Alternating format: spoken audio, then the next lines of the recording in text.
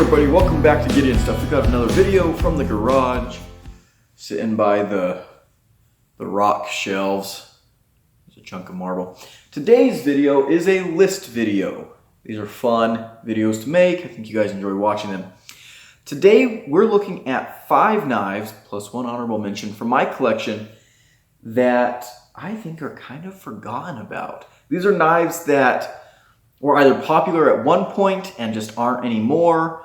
Knives that I think are really cool, but for one reason or another just kind of go under the radar, or have something really unique and special about them that is underappreciated. And even by myself, right? These are knives that I have in my collection. I enjoy a lot. Obviously, I've enjoyed them enough to keep them in my collection, but I haven't been carrying them recently. I just kind of, they've been sitting in storage, and I've been digging through my knife collection, been rediscovering them and realizing, wow, these knives are really freaking cool. I have a lot of knives. Too many knives, to be honest. I'm sure a lot of you are in that same position, but it's always fun to look through your collection and rediscover some of those hidden gems, those knives that are maybe way better than you remember, or just bring back good feelings and remind you, oh yeah, this is something cool. So let's go ahead and get started with our honorable mention. And this one's an honorable mention because it's a cold steel. I like a lot of I'm a huge cold steel fan. All my cold steel knives, they hang in this display case. I look at them every day. They're awesome. So this one's it's a knife that I, look at and handle every once in a while, but maybe I should be carrying it some more. And maybe it's one that I haven't seen a whole lot of people talk about recently. And that is the Cold Steel SR1 Lite. This is a beast of a knife. You can get these for about 55 bucks. And for that, this is probably the toughest slab of pocket knife you can buy for that money. You can get it in the Tonto blade or the clip point. I have the Tonto here, obviously. Triad lock. Look how thick that blade is. That is absolutely monstrous. GRN scales, 8CR13 MOV blade. But when you've got this thick of a steel, for the type of knife that this is, 8CR is a completely fine choice. This is just a beast of a knife, a behemoth. And I really like it. I like it a whole lot. If you're someone that really wants to get into the biggest, baddest cold steel folders out there, but you're on a budget, this is a great way to go. Very, very cool knife. Honestly, of my cold steels, this is the one that I probably pull out the least, but man, is it a cool knife. And actually, this is my most watched knife review ever, and it was the second knife review I ever uploaded to YouTube. So that's kind of cool. It's not my most watched long form video anymore. It has been surpassed by an SRK video, which is pretty cool. But this is my review of the SR1 Lite is my most watched long form YouTube knife review. So that is pretty cool. Just a beast of a knife. Absolutely love this thing. I've been considering getting the clip point version. I saw them on sale a while back for like 35 bucks on Amazon. Might should have jumped on that. All right, let's go ahead and jump in to the list. Now we're going to start off with a knife that a lot of you might remember. This is the Steel Will Modus. For a long time, the Steel Will Cutjack was one of the premier budget knife models available, right? Everyone loved the Cutjack. It was being recommended all over the place. And the Modus was kind of even back then, kind of the sleeper choice. But it was, some people were like, the Modus might actually be better than the Cutjack. Here's my Modus. I love this knife. It's really nostalgic. It's got a bunch of those old school budget knife vibes. The GRN, the FRN, I guess, scales, D2 steel, very simple overall design, goofy colors, but this is a great knife. It's also a flipper running on washers that just works amazingly well. Absolutely fantastic action.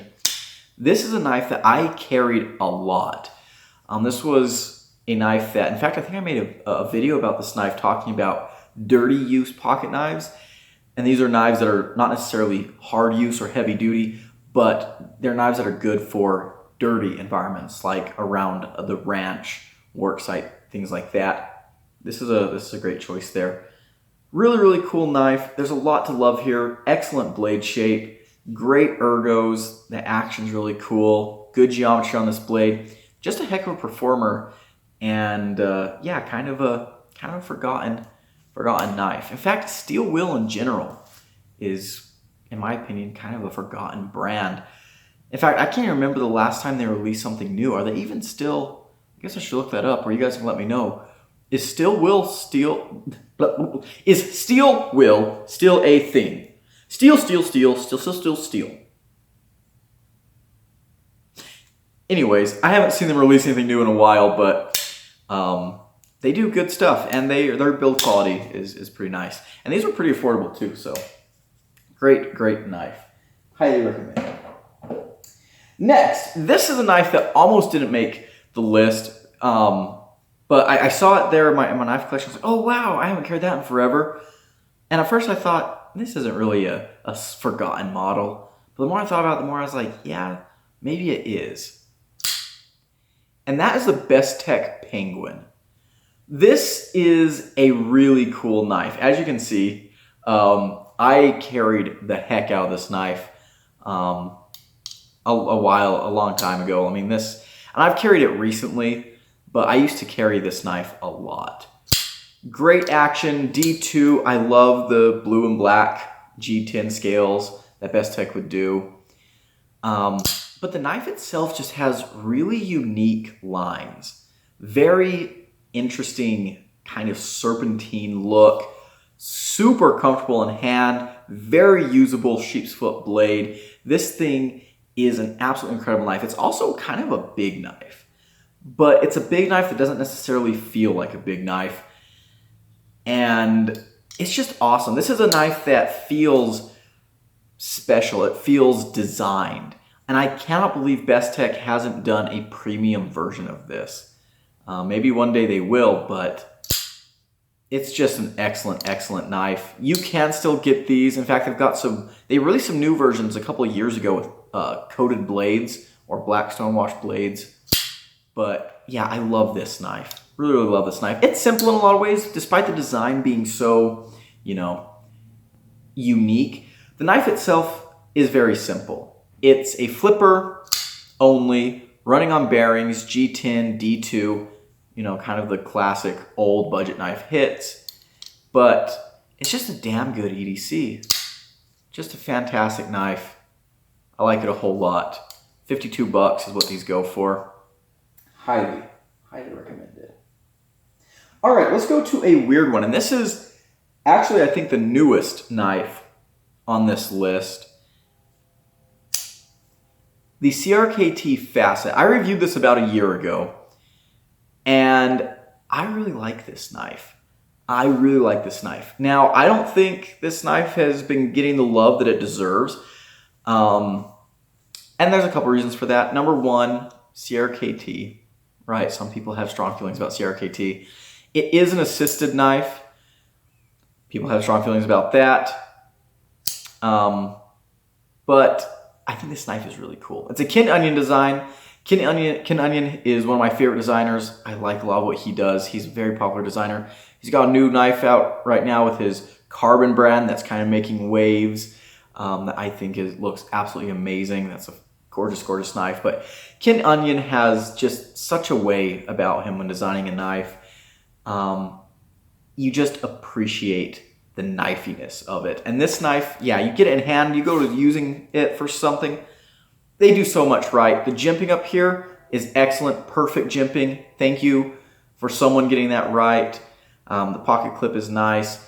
But I just love the sleek just shape and design of this knife. Now, CRKT did do some premium, I believe, Italian-made versions of this that were manuals, titanium frame locks, M390, all that kind of stuff. And those are cool, but this is a $50 version. Steel scales, D2. It's actually a really classy, really useful kind of executive carry knife on a budget. I like this knife a lot. I'm not the biggest fan of assisted knives either, but this knife, there's just something about this knife that I really, really enjoy. And picking it up this morning for the first time in a while, I was just reminded that, yeah, there's something special here. This is really cool. It's got a spay blade, kind of like the Benchmade 940. Just an awesome, awesome budget frame lock. And let's go ahead and take a look at another budget frame lock. This is the Kershaw Highball. I love this knife. This is one of the best knives Kershaw has ever made, in my opinion. This thing is freaking awesome. This is also one of the very first knives I reviewed on the channel. Such a unique and interesting knife. There's so much going on here that I really love. For one thing, it feels way more expensive than it is. These were like $50. They're on sale right now. A lot of places, I saw Blade HQ had these for like 25 bucks. You should jump on that. But, I mean, the pop of blue on the aluminum pivot collar, really, really classy. Full back spacer with like a little bit of texturing. Love that. Hidden lanyard post. The scales are shaped really sophisticatedly.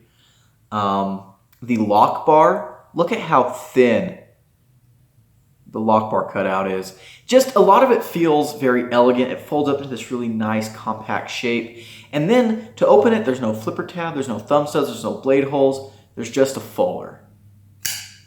And it flicks amazingly. It's running on bearings, great detent, can thumb flick it. The jimping up here, again, good jimping. Very elegant clip point blade, straight clip. I love this blade. Got a two-tone finish that looks really, really attractive. Big, big fan of that. The ergos on this thing are really, really good. This is a knife that is a small knife that feels 100% capable for anything and everything. Absolutely just a fantastic knife. My biggest complaint with it is the pocket clip. I'm not the biggest fan of the clip, but everything else on this knife is incredible. Now these are discontinued. Kershaw does have the Highball XL, which I haven't looked at yet. Honestly, I think the Highball XL is ugly. it kind of loses the elegance of this version here. And I guess ugly is not the right word, but it's definitely more of a working, it looks more like a work knife than a, kind of fancy, elegant knife like this. But amazing, amazing knife. D2 steel scales. Yeah, this thing is absolutely, absolutely fantastic. Definitely give it a look. Yeah, I'm gonna have to start carrying this again. Wow, I thought that light bulb was out.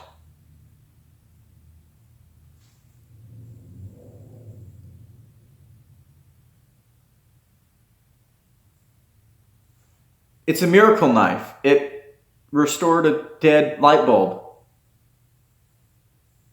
That was weird. Okay, on that note, moving on to our last knife. This is one that, well, it's the Damn Designs Cerberus. I love Damn Designs.